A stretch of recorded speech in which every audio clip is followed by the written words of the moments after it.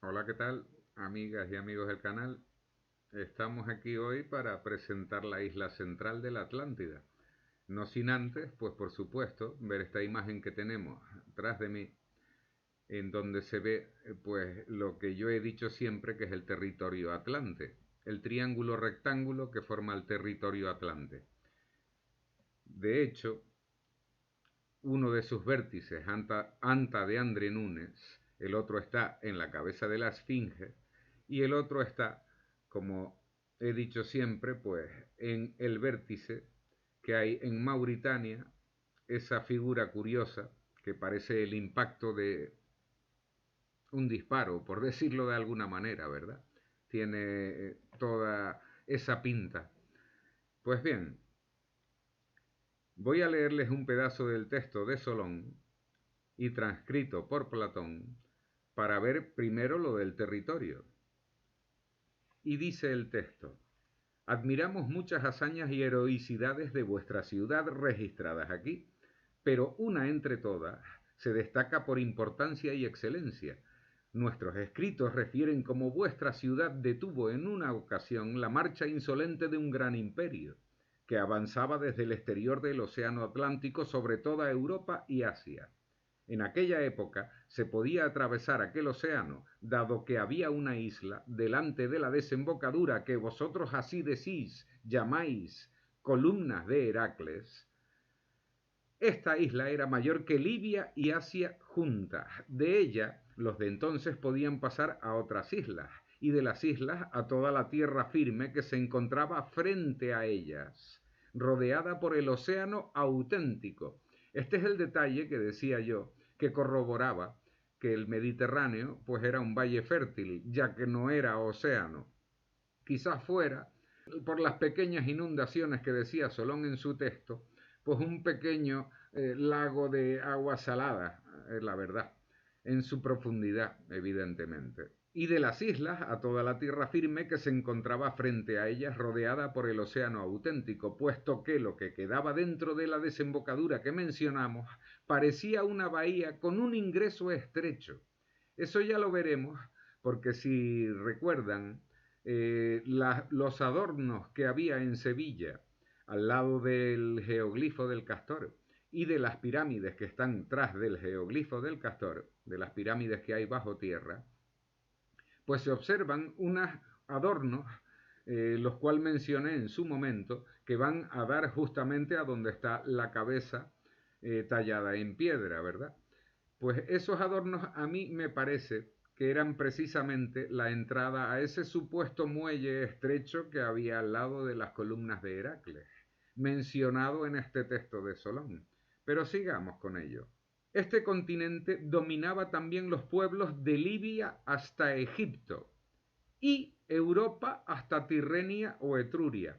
Quiere decir ello que al sur dominaban precisamente lo que hay en ese triángulo rectángulo que está en mi espalda, en esta imagen que vemos aquí. En esta imagen que, si se acuerdan, o sea, el primer vértice del triángulo rectángulo estaba en Anta de Andrenúnez. Vamos a verlo, aunque ya, como habrán visto, lo he movido un pelín. Vamos a rescatarlo. Estas son las cosas de los vídeos y de estas mediciones, que la verdad son una molestia porque se mueven bastante.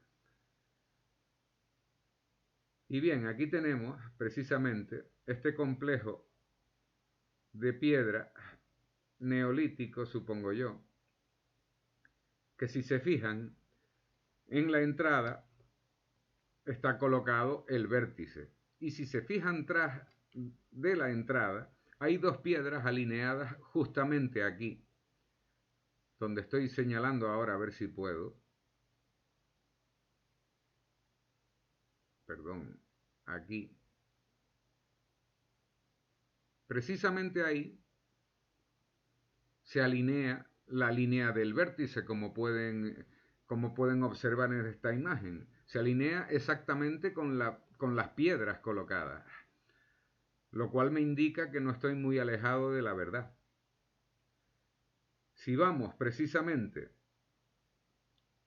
a la Esfinge de Giza, a la que actualmente se ve, ya habíamos visto allí la curiosidad de la segunda esfinge, por supuesto. Pero vamos a verla otra vez porque la verdad es que es bastante curioso el tema que se forma aquí. La curiosidad que se forma. Como pueden observar en esta imagen, la arista del triángulo rectángulo pasa justamente, no me extrañaría nada, entre las dos pirámides. Y a la vez, si seguimos la línea, vemos que pasa por la cabeza de lo que yo decía que era una segunda esfinge bajo tierra, que con el sistema LIDAR se podría saber perfectamente si es lo que digo. Sería un bombazo, la verdad. Pues bien, las dos de hecho tienen la misma orientación, ya lo vimos en uno de los vídeos pasados, y la misma correlación con sus pirámides. Pues bien, como pone en el escrito, desde Libia hasta Egipto, y por el norte, desde Europa hasta Tirrenia o Etruria, quiere decir eso, hasta Italia casi, hasta el norte de Italia. Por lo tanto, el primer dato que dice Solón de que era más grande que Asia y Europa, pues puede ser verídico gracias a esto, precisamente a este pensamiento, ¿verdad? Pues bien, vamos a seguir. Tengo que salir de Google Maps y entrar en Google Earth, que es donde tengo precisamente todo escrito, porque es mucho mejor, porque me deja interactuar bastante mejor con el programa.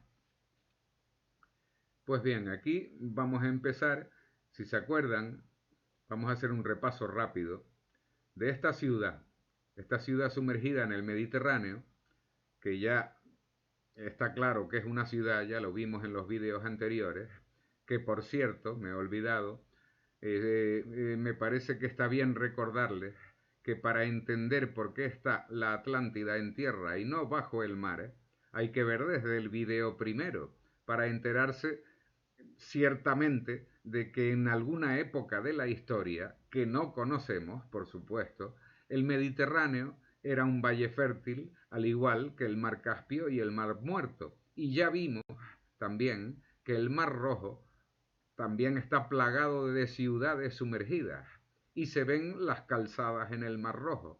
Por lo tanto, en algún momento de la historia también el mar Rojo fue un valle fértil. Pues bien, partiendo de eso, sigamos con la explicación. Aquí vemos esta ciudad sumergida en el Mediterráneo que tiene bastantes calzadas de salidas. ¿Se acuerdan en ese vídeo, verdad? La superior nos llevaba precisamente al complejo de los dioses y su nave espacial.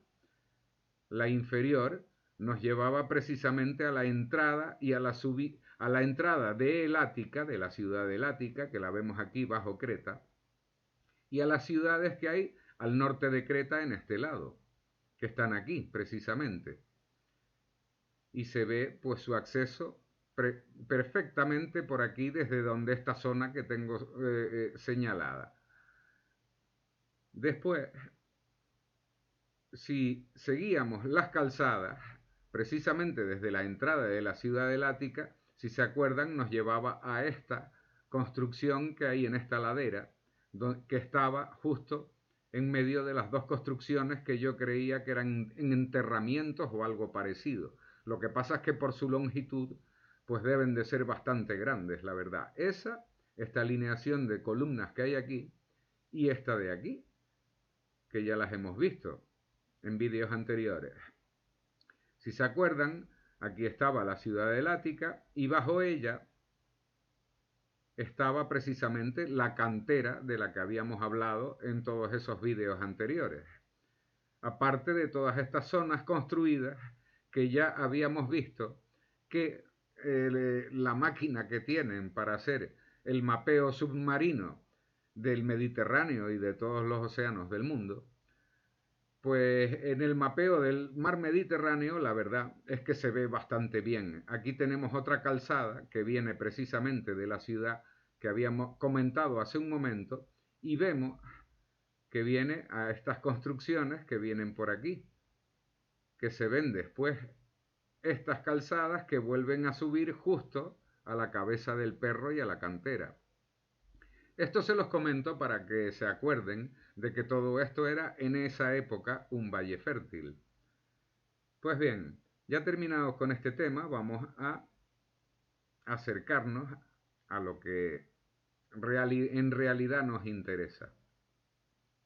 Vamos a acercarnos por Alicante y se acuerdan que aquí estaba esta vía de acceso bajo el mar, evidentemente, todo está bajo el mar en el Mediterráneo. Esta vía de acceso, y aquí vemos también otras calzadas que van justamente al estrecho de Gibraltar. Todas estas líneas son calzadas, ya está demostrado precisamente en los vídeos anteriores, que las primeras calzadas no eran las romanas, son de hace pues tranquilamente 5 o 6 mil años las primeras calzadas, que son estas, las que están bajo el Mediterráneo. Pues bien, siguiendo esta calzada ancha que supongo que sería para transportar piedras gigantescas, estas vías tan anchas que si se acuerdan, medir el ancho nada más de esta vía eran un par de kilómetros. Y nos llevaba justamente a esta montaña tallada en piedra, toda ella tallada, que si se acuerdan, para mí es la señal del camino a tomar precisamente hacia la Atlántida, la marca que les diría a los viajeros que aquí empieza el camino que te lleva a la zona de la Atlántida. De todas maneras, ya hace un rato hemos visto el triángulo rectángulo del territorio atlante y vemos que llega desde la zona valenciana y Alicante hasta Portugal. De hecho, ya veremos cuando lleguemos a la zona de Portugal, que falta bastante, por lo que hay que mostrar, que en Portugal hay dos cosas que a mí me han impresionado bastante y la verdad les va a impresionar a todos ustedes lo que hay allí, aparte de que todo lo que vamos a ver hoy y en los vídeos posteriores de la presentación de la isla central es bastante impactante, pero lo que hay en Portugal es mucho más impactante, la verdad. Te deja mucho más que en realidad no sabes lo que pensar. Ya cuando lleguemos a ese punto lo verán todos ustedes. Pues bien, seguimos con esto y ingresando ya en el estrecho de Gibraltar, o sea, las columnas de Heracles, según el texto así los conocemos, hoy en día pues las columnas de Hércules, que ya sabemos que estaban unidas desde el sur de la península ibérica hasta el norte de África. No había Mediterráneo, eso tenía que estar unido y provocar precisamente el tsunami con su rotura. Y en un día y una noche se sepultaron bajo tierra los ejércitos. Así lo pone el escrito y lo veremos a continuación. Pues bien, sigo comentando el escrito. Precisamente lo pone aquí. Posteriormente, tras un violento terremoto y un diluvio extraordinario, en un día y una noche terribles, la clase guerrera vuestra se hundió toda a la vez bajo el mar. La isla de la Atlántida desapareció de la misma manera, hundiéndose en el mar, cosa que yo no estoy de acuerdo porque la estamos viendo en tierra, ¿verdad? Sigo leyendo. Por ello aún ahora el océano es allí intransitable e inescrutable, porque lo impide la arcilla que produjo la isla asentada en ese lugar, que se encuentra a muy poca profundidad. Ya veremos que no se encuentra a muy poca profundidad, sino que se encuentra en tierra. Sigo leyendo. Me estoy saltando partes del texto porque no vienen a cuento, por supuesto. Vamos a leer lo que nos interesa sobre la isla central para darnos cuenta de que estamos en lo cierto, sinceramente. Y sigue relatando el texto de Solón. Posteriormente, tras un violento terremoto y un diluvio extraordinario, en un día y una noche terribles, la clase guerrera vuestra se hundió toda a la vez bajo la tierra. La isla de Atlántida desapareció de la misma manera, hundiéndose en el mar. Yo con este pedazo de texto no estoy de acuerdo, ya lo veremos precisamente que está en tierra. Por ello, aún ahora, el océano allí es intransitable e inescrutable, porque lo impide la arcilla que produjo la isla asentada en ese lugar, que se encuentra a muy poca profundidad. Ya vuelvo a repetir que como la vamos a ver en tierra, no está bajo el mar. Sigo leyendo el texto. Pone, así gobernaron las demás divinidades en los países que les tocaron en suerte. Cuando Atlas, aquí pone Poseidón, Solón pone Poseidón, pero ya sabemos que Poseidón es el nombre griego de Atlas, por lo tanto voy a decir siempre Atlas. Es el nombre atlante de su dios. Cuando a Atlas le tocó en suerte la isla de Atlántida, la pobló con sus descendientes, nacidos de una mujer mortal, en un lugar de las siguientes características. Aquí empezamos a ver el texto. Pero antes quiero recordarles precisamente todo lo que hemos visto hasta ahora de una manera muy rápida. Acuérdense que en Gadírica o Gadir, lo único que he podido encontrar hasta ahora es este jardín, que tiene precisamente la forma oblonga, aquí la podemos ver, la forma oblonga de la isla central, porque precisamente es exactamente igual, ahora la veremos. Lo ponía también en su texto, que en sus dos partes más alejadas medía 3.000 estadios de ancho, y en su parte central medía 2.000 estadios de ancho. Por lo tanto, tiene que ser algo representado de esta misma manera, como un 8, evidentemente. Enfrente, si se acuerdan, estaba el castor, este gran castor que mide pues casi kilómetros de largo, ¿verdad? Este geoglifo precioso. Detrás del geoglifo del castor estaban las pirámides bajo tierra. Aquí las tenemos, las 3 pirámides que yo he podido encontrar nada más. Si seguimos las jardineras, que yo las llamé jardineras, pero en realidad son adornos, porque están llenos, supongo que será de agua, y vemos precisamente la forma oblonga por todos lados, supongo que haciendo alusión a la isla central. Lo podemos seguir viendo pues en todos sitios, en todos los adornos está precisamente esa forma oblonga. Y llegamos a esta representación de una cápsula espacial, a esta que tengo a mis espaldas, y que está al lado de la cabeza, supongo yo, que sería de Argantonio, el que conocemos como Argantonio, el rey de la plata. No lo sé, la verdad. Por lo tanto, dejémoslo de Argantonio. Pues bien, al lado y detrás de las pirámides, si se acuerdan, aquí estaban las pirámides, detrás de las pirámides encontramos los geoglifos del profiláctico, que está aquí arriba, el espermatozoide, el útero materno, con un espermatozoide en la entrada del útero, un apéndice debajo, y sinceramente vuelvo a repetir, este de aquí no tengo ni idea de lo que es. Seguro que es algún asunto médico, al igual que el apéndice y todo lo demás. Después, el tercer geoglifo, y no menos importante porque es inmenso, es el que teníamos encima de las formaciones. ¿Se acuerdan las formaciones de arcos concéntricos que están aquí, bajo el río? Y encima justo tenemos aquí los canales de irrigación en línea recta que van a dar justo a formaciones de arcos concéntricos tapadas por arena. Aquí tenemos el geoglifo inmenso de una parra en la cual el río es el tronco de la parra y las hojas son lo que vemos aquí. Está, por supuesto, abandonado y se pueden ver hasta las hojas bajo la parra, bajo esa rama de la parra. Podemos ver también hojas aquí encima de las formaciones de arcos concéntricos. También, si se acuerdan, teníamos el geoglifo del extraterrestre, de 4,5 kilómetros, y la cápsula espacial a su lado, que es esta, soltando el combustible por su parte trasera. Encima del extraterrestre teníamos este geoglifo bastante borrado de un oso polar y una foca en la esquina inferior izquierda. La pueden ver aquí con su aleta precisamente aquí. Y los canales de irrigación en línea recta que ya habíamos visto, que nos suelen llevar casi siempre a muchos geoglifos, ¿verdad?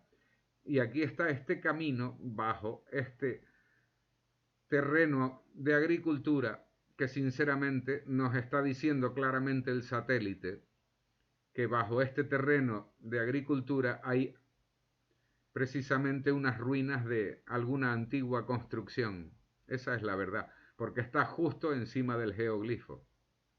Aquí pueden ver la cabeza del oso polar y la cabeza de la foca. Si lo alejan, la verdad es que se ve mucho mejor. Poniendo colores en contraste, por ejemplo, con un programa Photoshop o alguno de estos, de edición de dibujo y de fotografía, pues seguro que se puede ver mucho mejor este geoglifo. Pues bien, ya hemos visto este geoglifo y pasamos precisamente a uno que me había olvidado. ¿Se acuerdan de las líneas de Nazca? Las líneas de Nazca que están simplemente hechas barriendo el terreno de piedras y dejándolo las piedras precisamente en el exterior del dibujo. Pues llegamos a este geoglifo que está entre Sevilla y Cádiz, que para mí es el geoglifo de una hamaca, ya lo dije en su vídeo correspondiente, el geoglifo de una hamaca, sinceramente. Pues bien, de la hamaca pasamos a las formaciones de arcos concéntricos que estaban bajo el río y bajo el geoglifo de la parra, que está justamente encima. Aquí vemos formaciones de arcos concéntricos que, si se acuerdan, esta era la antigua línea de costa en aquella época.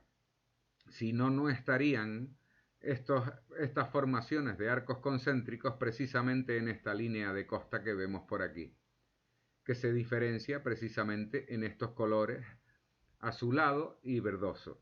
Es precisamente esa línea diferenciada entre los dos colores.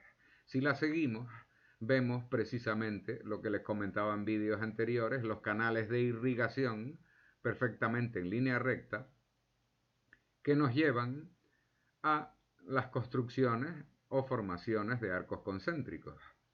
Si seguimos la línea, seguimos encontrando siempre con sus canales de irrigación formaciones de arcos concéntricos bajo arena, puesto que ahí había mar en aquella época. Y era la línea, como ya he dicho anteriormente, la antigua línea de costa verdadera. Por lo tanto, la Atlántida no se encuentra bajo el mar, sino en tierra. Aquí tenemos la 11ª y 12ª formaciones de arcos concéntricos.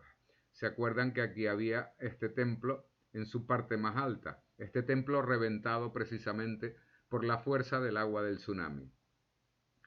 Si seguimos hacia Huelva, y los onubenses se van a llevar una grata sorpresa porque sinceramente son el centro, ya lo verán perfectamente porque hay suficientes pruebas que corroboran todo el escrito de Solón.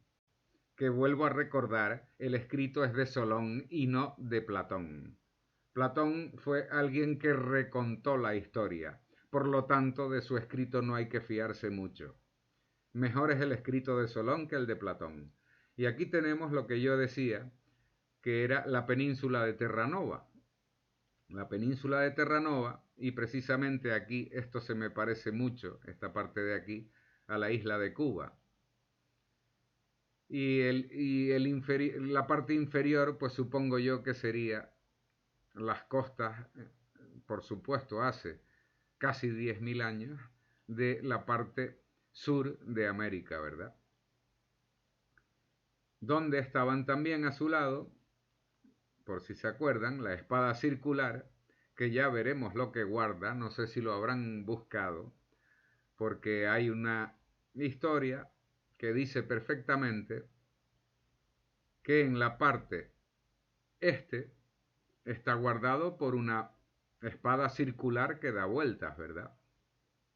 y aparte por el tridente muy borrado, que aquí se encuentra todavía, el tridente de 4 puntas de Atlas, en nombre griego Poseidón, que siempre se interpretó precisamente con un tridente. Pues bien, vamos a hacer el primer ingreso a la isla central de la Atlántida y tengo que remitirme al escrito de Solón, por supuesto. Y querida gente de Huelva, estáis justo en medio. Sois la isla central de la Atlántida y lo voy a demostrar. Leo textualmente el escrito. Cuando a Atlas, vuelvo a repetir que a Poseidón no lo voy a llamar más Poseidón porque es el nombre griego, y Atlas es el nombre atlante de su dios, que es Atlas y no Poseidón. Cuando a Atlas le tocó en suerte la isla de la Atlántida, la pobló con sus descendientes, nacidos de una mujer mortal, en un lugar de las siguientes características. En el centro de la isla estaba ocupado por una llanura en dirección al mar. Ya tenemos un dato que es una llanura en dirección al mar. Otro dato que nos daba el escrito es que era una llanura oblonga, no rectangular en sí, pero oblonga.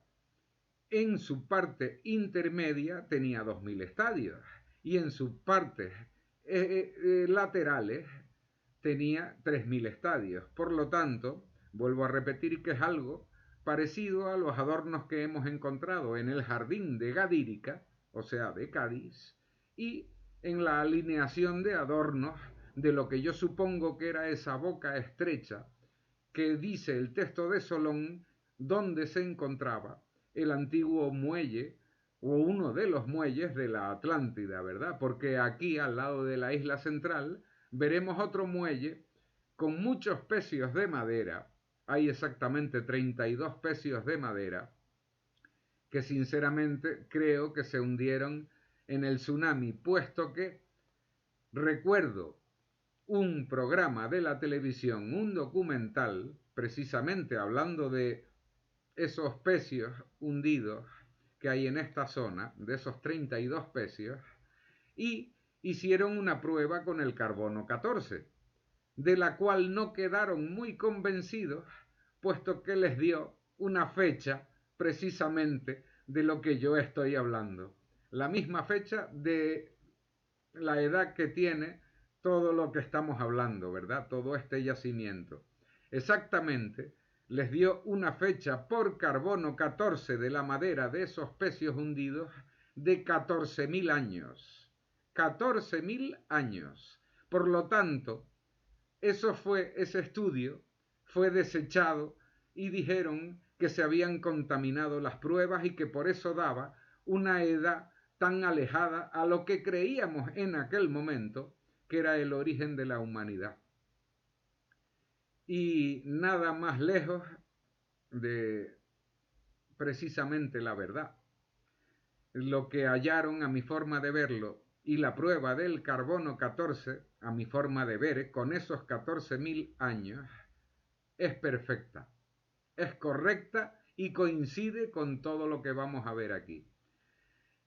También quiero recordar que en el texto del Antiguo Testamento, de las profecías de Ezequiel contra las 8 naciones que poblaban el mundo, decía precisamente que las mercancías del país o nación de Tiro eran transportadas por las naves de su capital. Y la capital lo pone perfectamente en el texto antiguo del Antiguo Testamento, se llamaba Tarsis. Tarsis, capital de Tiro, nación. Hay un muelle de Tarsis justo al lado de la isla central y así lo relata Solón en su escrito, que también lo veremos. Pues bien, llegado a este punto, hay una parte que es muy notoria en todo el escrito de Solón, Y es precisamente que relata que hay un hipódromo que circunda toda la isla central. Le había dado muchas vueltas de cómo llegar, la verdad. Y creo que la mejor manera es empezar precisamente por el hipódromo. Y paso a leer el relato de Solón sobre el hipódromo. Relata, habían construido en aquel lugar la isla central de la Atlántida, muchos templos para muchos dioses, muchos jardines, muchos gimnasios, unos de hombres, otros de mujeres y otros separados para caballos. Además, en el centro de la isla mayor había un hipódromo de un estadio de ancho, colocado aparte, o sea, en una zona aparte de la isla central, cuya extensión permitía que los caballos compitieran libremente durante todo el perímetro. Alrededor de este había aquí y allí casas de guardia para la mayoría de guardianes, junto al púlpito del rey. La guardia de los más fieles estaba dispuesta en el anillo más pequeño y más cercano a la Acrópolis. A los que más se distinguían en su fidelidad les habían dado casa dentro de la Acrópolis, en torno a los reyes. Los astilleros estaban llenos de navíos y tirrenes y de todos los artefactos correspondientes para su manejo, todo de acuerdo y preparado. Los alrededores de la casa de los reyes estaban arreglados de la siguiente manera. Cuando se atravesaban los tres puertos desde fuera, una muralla se extendía desde el círculo a partir del mar, unos 50 estadios por todas partes del anillo mayor y de su puerto. Se cerraba en la desembocadura del canal en el mar. Pues bien, de este pedazo de texto del hipódromo, vamos a ir directamente a ese hipódromo. ¿Y qué vamos a ver? Pues en ese hipódromo vamos a ver, como relata Solón, precisamente el púlpito del rey. Vamos a ver dos graderíos de piedra del hipódromo, uno en una curva del hipódromo y otro precisamente al lado del púlpito del rey. Y está precisamente en Huelva. Y aquí tenemos, se las muestro, acuérdense, eso sí quiero comentarlo, que pasó un tsunami por encima. La isla, pues, está claro que hay una parte que está tapada. De hecho, se ven incluso hasta antiguos ríos tapados por tierra. Pero la isla está precisamente aquí. Y les voy a mostrar lo que es una de las curvas del hipódromo y su graderío. La verdad es que es una pena, porque pueden observar que está abandonado, como el resto de todo lo que estoy mostrando en los vídeos anteriores y en este. Está todo abandonado. Este es un graderío precisamente del hipódromo, que pueden ver que aquí está precisamente el camino que cogían los caballos en esta curva, que todavía se ve perfectamente. La pueden ver ustedes por aquí, el camino. En algunos sitios está bastante fastidiado el camino, pero en otros, como aquí al lado del graderío, que se puede observar perfectamente que es un graderío en una curva, se ven perfectamente el camino, que es este de aquí abajo, porque aquí arriba ahora les explicaré lo que es esto. Esto precisamente es lo que les comentaba en un vídeo anterior, que dudaba mucho que durasen 10.000 años, pero quién sabe, la verdad, ¿no? Estos alineamientos que ahora veremos, alineamientos de vegetación, que ahora veremos, si los miramos desde altura, gracias a Google Maps, parecen representaciones de ejércitos.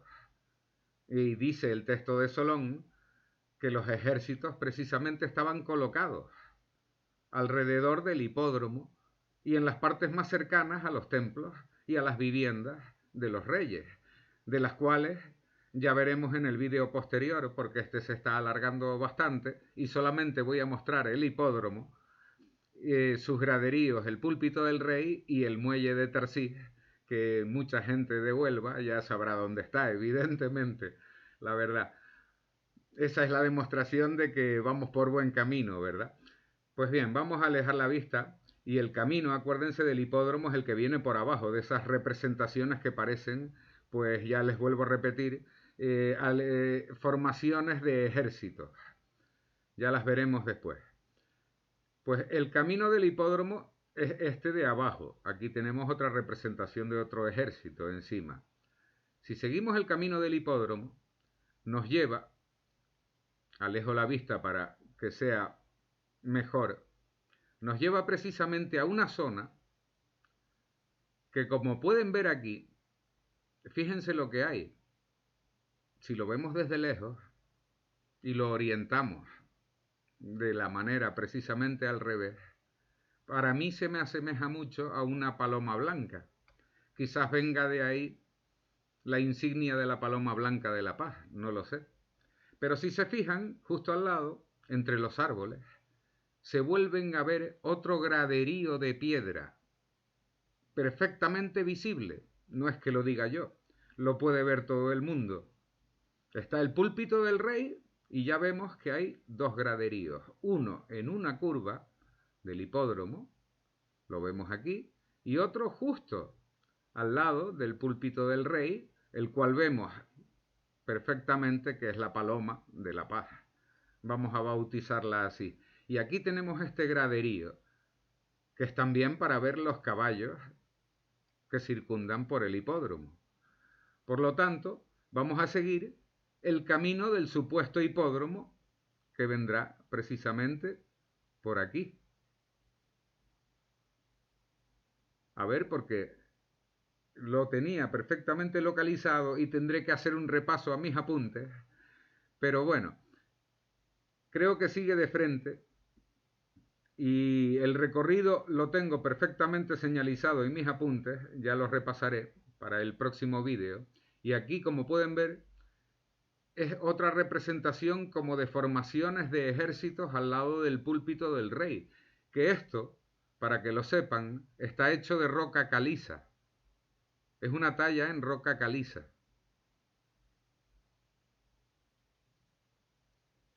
Tenemos las representaciones de los ejércitos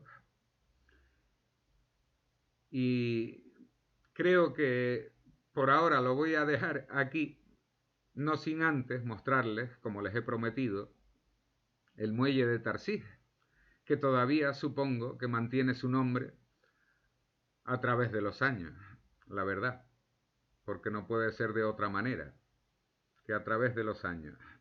Lo tenemos aquí, precisamente.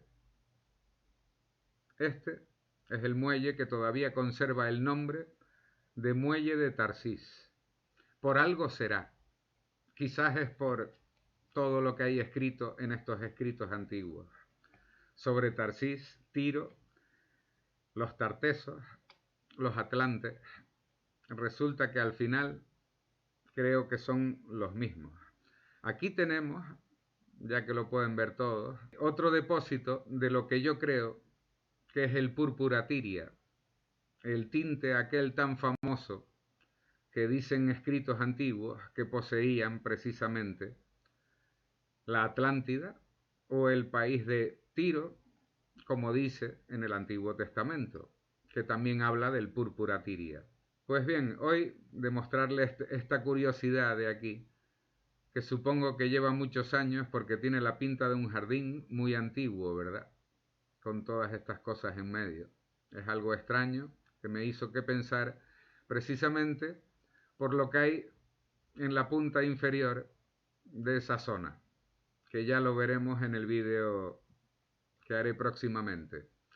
Pues bien, espero que les haya gustado y que disfruten con estas imágenes de lo que realmente se ve claramente, que es un hipódromo. Lo pueden todos ustedes comprobar en sus ordenadores, que es un hipódromo. Cada uno en el suyo, se los aseguro, puede encontrar el camino que recorría ese hipódromo.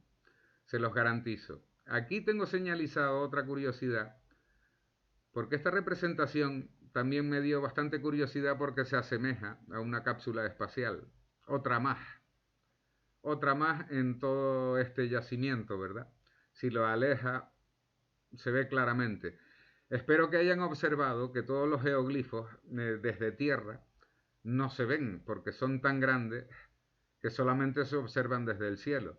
Es algo curioso, viniendo de una civilización que supuestamente tiene 10.000 años o más, no lo sé.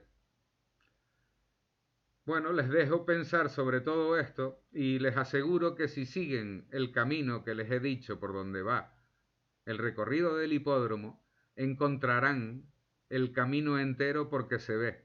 Y sinceramente en la última curva del camino, al lado están los cimientos de 3 o 4 templos. Están vallados, pero claro, desde Google Maps se ven perfectamente.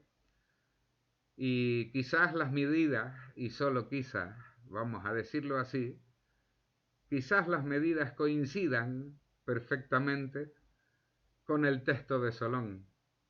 Solo quizás. Eso lo veremos ya en el próximo vídeo. Bueno, hasta el siguiente vídeo y los que no se hayan suscrito al canal, que se suscriban. Acuérdense de pulsar la campana para que les avise de un nuevo vídeo. Y nada, hasta pronto.